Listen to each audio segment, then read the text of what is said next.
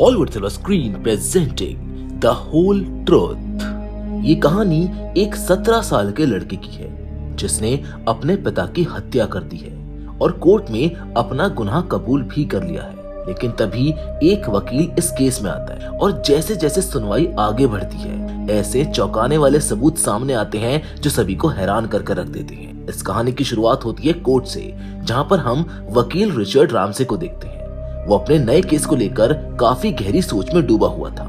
एक ऐसा केस जिसमें एक 17 साल के लड़के पर अपने ही पिता की हत्या का आरोप है। जब पुलिस मौके पर पहुंची तो लड़का वहीं पर मौजूद था और मर्डर वेपन पर उसकी उंगलियों के निशान पाए गए थे। उसने खुद ही अपना गुनाह स्वीकार भी कर लिया था, लेकिन अब रिचर्ड की जिम्मेदारी है कि वो इस लड़के को बचाए। जिसका मर्डर हुआ है उसका नाम बॉन लेसिडी था। उसकी पत्नी का नाम लोरेटा लेसिडी और उनके बेटे जिस पर हत्या का आरोप है उसका नाम माइक था। रिचर्ड इस केस को मजबूत बनाने के लिए एक रणनीति तैयार करता है। वो इसे सेल्फ डिफेंस का मामला साबित करना चाहता है ताकि ये दिखाया जा सके कि माइक ने अपनी जान बचाने के लिए ये कदम उठाया था। अब जल्द ही इस केस की सुनवाई शुरू होती है और सभी कोर्ट में मौजूद होते हैं। सबसे पहले विपक्षी वकील जेम्स अपना पक्ष रखता है। वो जूरी के सामने ये तर्क देता है कि ये एक ओपन एंड शट केस है, यानी ये बिल्कुल साफ मामला है जिसमें माइक ने गुस्से में आकर अपने ही पिता की हत्या कर दी थी। लेकिन क्या ये सच में इतना सीधा मामला है? यही जानने के लिए आगे की कहानी को चलिए और विस्तार से देखते हैं। अब जैसा कि हम जानते हैं, माइक ने गुस्से में आकर अपने पिता की हत्या कर दी थी और इसी कारण से उसने कोर्ट में अपना गुनाह कबूल भी कर लिया था। माइक के पिता बॉन लेसिडी एक अच्छे इंसान माने जाते थे और उनके सभी से अच्छे संबंध थे। अब इस चीज को साबित करने के लिए जेम्स गवाह के तौर पर एंजेला नाम की एक लड़की को बुलाता है। एंजेला को कटघरे में पेश किया जाता है, जिससे जेम्स पूछता है कि बॉन ने उसकी फ्लाइट में सफर किया था, वो उनसे मिली भी थी, तो उसे क्या लगता है कि वो कैसे इंसान थे। एंजेला जवाब देती है कि बॉन बहुत अच्छे इंसान थे। उस फ्लाइट के दौरान उनके साथ माइक भी था, लेकिन वो उदास नजर आ रहा था। बॉन बार बार कोशिश कर रहे थे कि किसी भी तरह उसका मूड ठीक कर सके। इन बातों को सुनने के बाद रिचर्ड राम से आगे आता है और एंजेला से सवाल पूछता है। वो पूछता है कि क्या बॉन हमेशा से प्राइवेट प्लेन में सफर करते थे, जिस पर एंजेला हाँ में जवाब देती है। फिर रिचर्ड कहता है कि मैंने कभी किसी प्राइवेट प्लेन में सफर नहीं किया है, लेकिन सुना है कि जो चाहे अपने साथ किसी को भी ला सकता है। क्या ये सही है? एंजेला इसकी पुष्टि करती है, जिसके बाद रिचर्ड आगे पूछता है कि क्या बॉन कभी लड़कियों को अपने साथ लाए थे, जिस पर एंजेला जवाब देती है कि हाँ, एक बार वो 2 लड़कियों को लेकर आए थे। रिचर्ड फिर से पूछता है कि उस समय तुमने क्या किया था, जिस पर एंजेला बताती है कि जब वो तीनों अकेले थे तब वो केबिन का दरवाजा बंद करके बाहर चली गई थी। इसके बाद रिचर्ड कहता है कि उसको और कोई सवाल नहीं पूछना है और वो सीधे माइक के पास आकर बैठ जाता है। वो माइक से गंभीर लहजे में कहता है कि ये केस बहुत पेचीदा होता जा रहा है और अगर तुम्हें कुछ बताना है तो यही सही वक्त है ताकि मैं तुम्हारी मदद कर सकूं। लेकिन माइक चुप रहता है, वो कुछ नहीं कहता। तभी लंच ब्रेक हो जाता है। सभी लोग कोर्ट रूम से बाहर आते हैं और तभी रिचर्ड के पास उसकी सहयोगी जेनर आती है। जेनर रिचर्ड के साथ ही काम कर रही होती है। रिचर्ड उसको बताता है कि वो माइक का केस लड़ तो रहा है, लेकिन अब तक माइक ने उसको कुछ भी नहीं बताया है। वो जानना चाहता है कि आखिर उस दिन वास्तव में क्या हुआ था। वो सच जानना चाहता था, इसीलिए वो ये जिम्मेदारी जेनर को सौंपता है। वो बोलता है कि बॉन परिवार के बारे में तुम जितनी इन्फॉर्मेशन ला सकती हो लेकर आओ। जेनर तुरंत काम पर लग जाती है। लंच ब्रेक खत्म होने के बाद सभी लोग दोबारा कोर्ट रूम में वापस आ जाते हैं और सुनवाई फिर से शुरू हो जाती है। इस बार जेम्स अपनी अगली गवाह को बुलाता है, जो एक पुलिस अधिकारी होती है। उसका नाम शैनन है। जेम्स शैनन से पूछता है कि वो बॉन के घर कैसे पहुंची थी। शैनन बताती है कि उनको एक डोमेस्टिक वायलेंस का कॉल आया था, जिस पर वो मौके पर पहुंची और जब वो बॉन के घर पहुंची तो दरवाजा बॉन की पत्नी लोरेटा ने खोला। लोरेटा बहुत डरी हुई थी।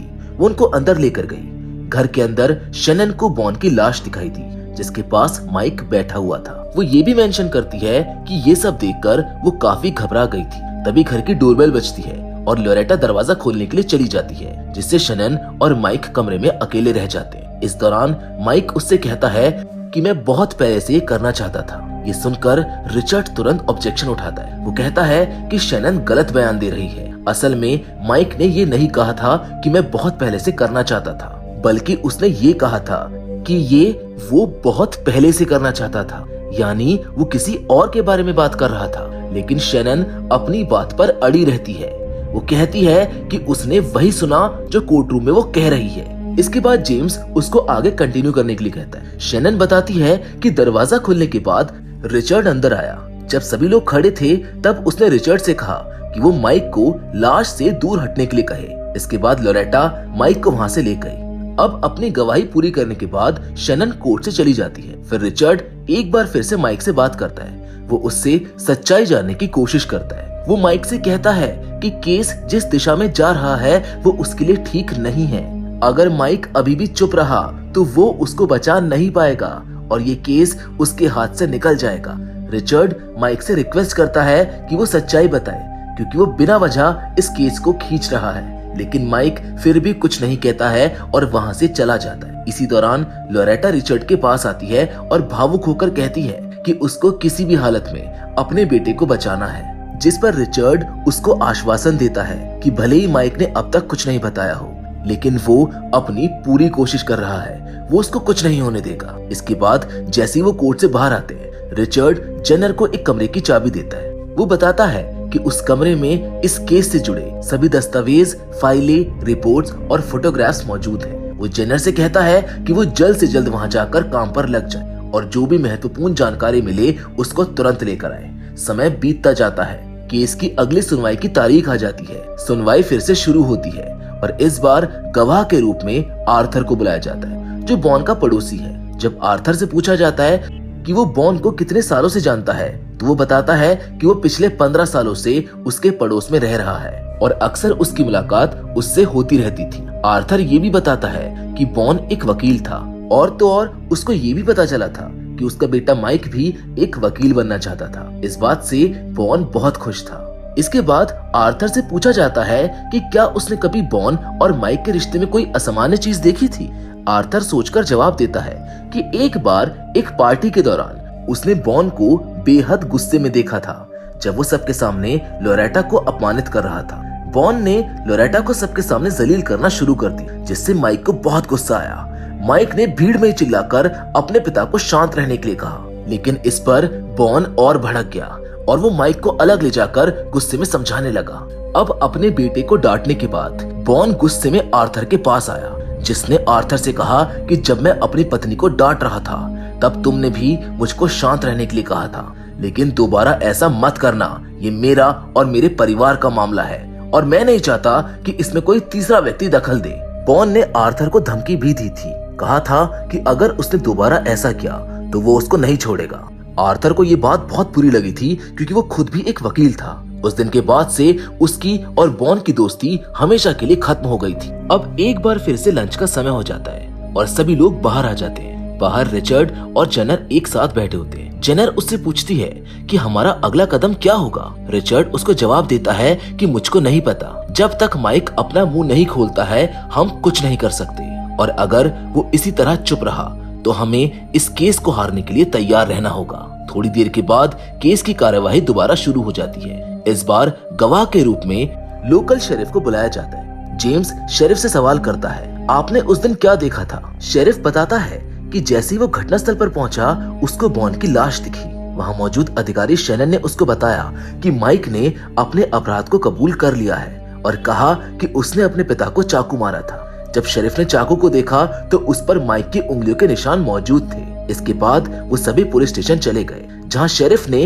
माइक और उसकी माँ से एक एक करके पूछताछ की। जेम्स आगे पूछता है, आपने पहले भी ऐसे मामले देखे होंगे, आमतौर पर इनमें दोषी कौन होता है? शेरिफ जवाब देते हैं कि मेरे अनुभव के अनुसार जब किसी घर में हत्या होती है तो कातिल अक्सर पति या पत्नी में से कोई एक होता है। अब शेरिफ की ये बात सुनकर रिचर्ड खड़ा हो जाता है और उनसे सवाल करता है, क्या आपके पास कोई ठोस सबूत है जिससे ये साबित हो कि माइक ही दोषी है? शेरिफ आत्मविश्वास से जवाब देता है, हाँ, हमें ज्यादा सबूत जुटाने की जरूरत ही नहीं पड़ी क्योंकि चाकू पर माइक के फिंगरप्रिंट्स थे और उसने खुद अपना गुनाह कबूल कर लिया था। जिस पर रिचर्ड तुरंत एक तर्क देता है, तो आपके पास कोई दूसरा सबूत नहीं है, सिर्फ एक ही सबूत है जो कि है माइक की खुद की गवाही। शेरिफ सहमति में सर हिलाता है और कहता है कि हाँ, यही मुख्य आधार है। इसके बाद फोरेंसिक ऑफिसर को गवाही के लिए बुलाया जाता है। जेम्स उससे पूछता है कि आपकी रिपोर्ट के अकॉर्डिंग आखिर वहाँ पर क्या हुआ था, हमें क्लियरली बताइए।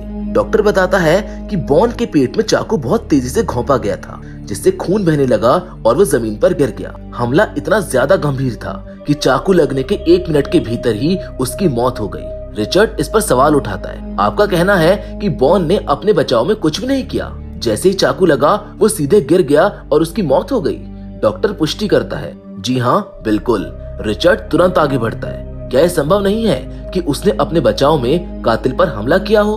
अगर कोई खुद पर हमला होते हुए देखे तो वो रिएक्शन जरूर देता है। कि आपको बॉन के नाखूनों में कोई स्किन सेल्स, बाल या कुछ और सुराग मिला जिससे हमलावर की पहचान हो सके? जिस पर डॉक्टर कहता है कि नहीं, हमें बॉन के नाखूनों में कुछ भी नहीं मिला, कोई स्किन सेल्स, बाल या कोई सुराग नहीं थे। अब रिचर्ड इस आंसर पर और ज्यादा चिंता में आ जाता है, क्योंकि ये केस अब और भी ज्यादा उलझता जा रहा था। डॉक्टर उनको ये भी बताता है कि घटनास्थल पर केवल 2 लोगों के बाल मौजूद थे, लोरेटा और माइक के। इसके अलावा वहाँ सिर्फ उन्हीं लोगों के पैरों के निशान थे जो पुलिस के साथ वहाँ पर गए थे। इसके बाद अगले गवाह के रूप में आर्थर के बेटे अलेक्जेंडर को बुलाया जाता है। जेम्स उससे पूछताछ शुरू करता है और सबसे पहले पूछता है कि तुम माइक को कितने समय से जानते हो? अलेक्जेंडर जवाब देता है कि जब से मैं वहाँ पर रह रहा हूँ तभी से वो मेरा अच्छा दोस्त है। इसके बाद जेम्स पूछता है कि क्या तुमने माइक में कोई बदलाव देखा, खासकर उस रात जब तुम्हारे पिता और माइक के पिता के बीच बहस हुई थी? अलेक्जेंडर कहता है कि शुरुआत में माइक और उसके पिता के संबंध काफी अच्छे थे और उसे इस बात से जलन भी होती थी, लेकिन फिर अचानक माइक अपने पिता से दूर होने लगा। जब जेम्स पूछता है कि ऐसा क्यों हुआ तो अलेक्जेंडर जवाब देता है कि माइक ने इस बारे में कभी कुछ नहीं बताया, मगर वो सब कुछ अपनी आंखों से देख सकता था। फिर अलेक्जेंडर को एक रात की घटना याद आती है जब वो अपने घर से बाहर निकला था। उसने देखा कि बॉन लोरेटा के साथ जबरदस्ती इंटीमेट होने की कोशिश कर रहा था, लेकिन लोरेटा उसको मना कर रही थी। बॉन ने मना करने के बावजूद उसको पीटना शुरू कर दिया। ये देखकर ऐसा लग रहा था मानो वो अपनी पत्नी के साथ जबरदस्ती करने की कोशिश कर रहा हो। शायद यही वजह थी कि माइक अपने पिता से दूर हो गया था। हो सकता है कि उसने भी अपने पिता को अपनी माँ के साथ ऐसा करते हुए देख लिया हो। रिचर्ड आगे बढ़कर पूछता है कि तुम्हें सच में ऐसा लगता है कि बॉन अपनी पत्नी के साथ जबरदस्ती करता था? क्या वो उसको पीटता था? जिस पर अलेक्जेंडर कहता है कि हाँ, मैंने अपनी आंखों से देखा था। कोर्ट की कार्रवाई यहीं पर खत्म हो जाती है। अब जब रिचर्ड बाहर आता है तो उसकी मुलाकात लोरेटा से होती है। वो उससे कहता है कि अब हमारा केस मजबूत हो रहा है, तुम माइक को समझाओ कि वो मुझसे बात करे और सच बताए। लोरेटा जवाब देती है कि वो अपनी पूरी कोशिश करेगी। इसके बाद कहानी फ्लैशबैक में चली जाती है, जहाँ पर हम एक पार्टी के दौरान रिचर्ड और लोरेटा को बातचीत करते हुए देखते। लोरेटा बेहद परेशान दिखती है। जब रिचर्ड उससे पूछता है कि क्या हुआ तो वो बताती है कि वो माइक को लेकर चिंतित है। माइक एक अलग कॉलेज में जाना चाहता है, लेकिन बॉन उसको वहाँ पर नहीं जाने देना चाहता। वो किसी और कॉलेज में उसको भेजना चाहता है जिससे माइक खुश नहीं है। रिचर्ड उसको समझाता है कि माइक एक मेहनती लड़का है, वो जहाँ पर भी जाएगा अच्छा ही करेगा। इस पर लोरेटा कहती है कि इसलिए मुझे उसके लिए बुरा लगता है। बॉन उसको पूरी तरह कंट्रोल करता है और मैं अपने बेटे की इस हालत को देखकर परेशान हो जाती हूँ। मैं चाहती हूँ कि माइक अपनी मर्जी से फैसला ले, लेकिन हम सब बॉन के चंगुल में फंस चुके हैं। रिचर्ड ये सुनकर चौंक जाता है और उससे पूछता है कि तुम ऐसा क्यों कह रही हो?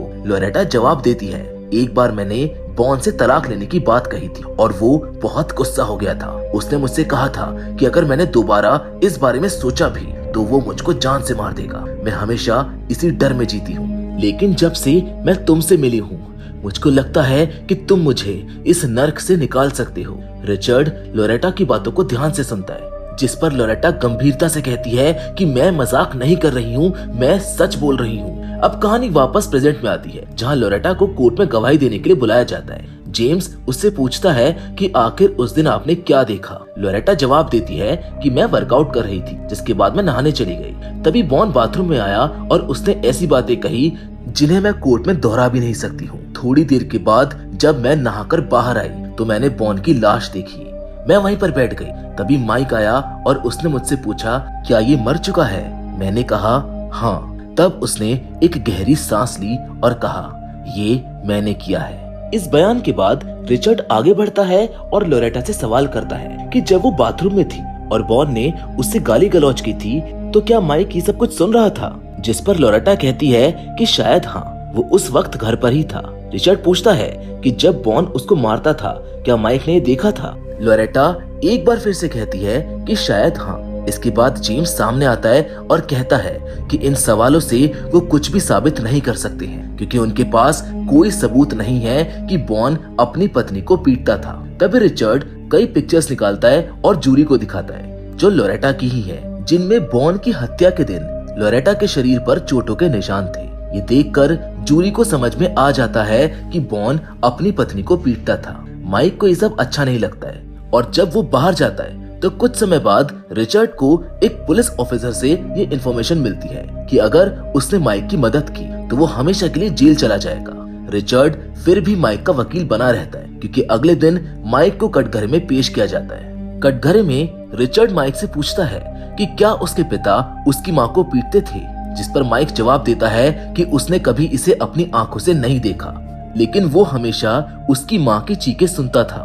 रिचर्ड फिर से माइक से पूछता है कि उस दिन जब बॉन की हत्या हुई उसने क्या किया। माइक कहता है कि जब वो उस दिन घर वापस आया तो उसने वही किया जिससे उसे गिरफ्तार किया गया। रिचर्ड पूछता है कि उसने अपने पिता को क्यों मारा, जिस पर माइक जवाब देता है कि वो उनको बचपन से ही मारना चाहता था क्योंकि वो हमेशा उसे और उसकी माँ को पीटता था, वो उसके साथ बलात्कार करता था। इस बात को सुनकर पूरी अदालत चुप हो जाती है, जिसके बाद एंजेला को बुलाया जाता है और जब एंजेला से पूछा जाता है कि क्या उस दिन फ्लाइट में बॉन ने माइक के साथ कुछ किया था, जिस पर वो ना में जवाब देती है। जेनर जो उस पर शक करती है वो कहती है कि तुम कॉकपिट में अधिक समय बिताती थी और हमें इन्वेस्टिगेशन करने पर पता चला कि तुम पायलट की करीबी दोस्त थी। एंजेला इस पर चुप हो जाती है और कहती है कि उसको याद नहीं है कि उसने कितनी देर कॉकपिट में बिताई थी। इसके बाद जूरी समझ जाती है कि माइक शायद सच बोल रहा है और एंजेला को कुछ भी मालूम नहीं है कि आखिर फ्लाइट में क्या हुआ था। अब आज की कार्रवाई जैसे ही खत्म होती, जेनेट बाहर आकर लोरेटा से मिलती। वो उससे पूछती है कि क्या तुमको ये बात पहले से पता नहीं थी कि तुम्हारा पति तुम्हारे बेटे के साथ क्या करता था। लोरेटा कहती है कि मुझको बाद में पता चला, जिस पर जेनेट कहती है कि तुम चुप कैसे हो, सबसे पहले लाश के पास तुम आई थी और माइक बाद में आया था। ऐसा भी तो हो सकता है कि तुमने ये सारी चीजें की हो और माइक तुमको बचाने की कोशिश कर रहा हो। अब इस बात को सुनने के बाद लोरेटा भड़क जाती है और वहाँ से चली जाती, जिसके बाद जेनेट रिचर्ड के पास जाती है। उसे कहती है कि मेरे पास लोरेटा का कॉल आया था, उसने कहा है कि मैं तुमको नौकरी से निकाल दूं। जिसको सुनने के बाद जेनेट रिचर्ड से कहती है कि जहाँ तक मेरा अनुमान है मुझको लगता है लोरेटा झूठ बोल रही है। लोरेटा ने अपने पति को मारा है और उसका बेटा उसको बचाने की कोशिश कर रहा है। ये कहानी बिल्कुल झूठ है कि वो अपने बेटे का बलात्कार करता था।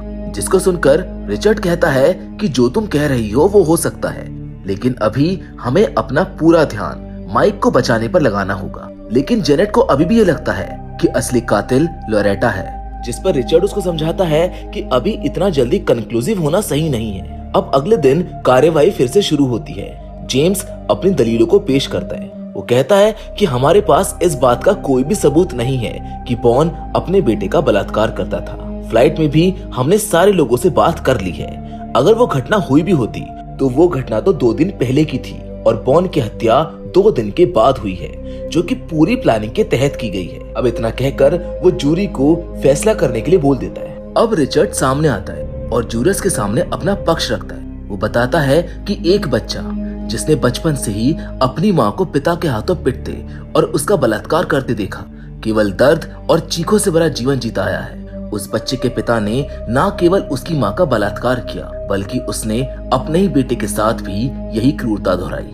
बच्चे के लिए इस पीड़ा से मुक्ति का एकमात्र रास्ता यही था कि वो अपने पिता की हत्या कर दे और अपनी माँ और खुद को इस अत्याचार से आजाद कराए। उसने ऐसा ही किया, लेकिन हमने उसको जेल में डाल दिया। अब ये फैसला जूरस के हाथ में है कि क्या वो उसको फिर से जेल भेजकर पीड़ा देना चाहते हैं या फिर उसको आजाद करके एक नई जिंदगी जीने का मौका।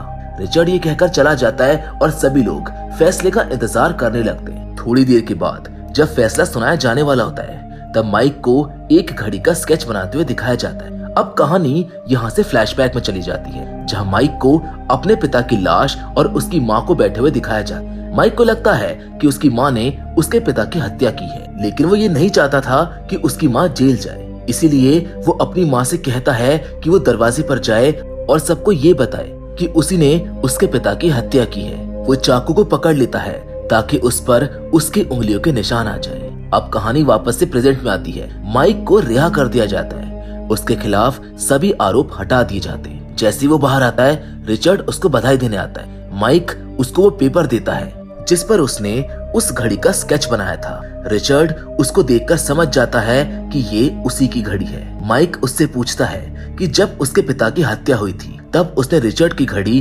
बिस्तर के नीचे देखी थी, और यहाँ जाकर हमको पता चलता है कि आखिरकार रिचर्ड ने माइक के पिता की हत्या की थी।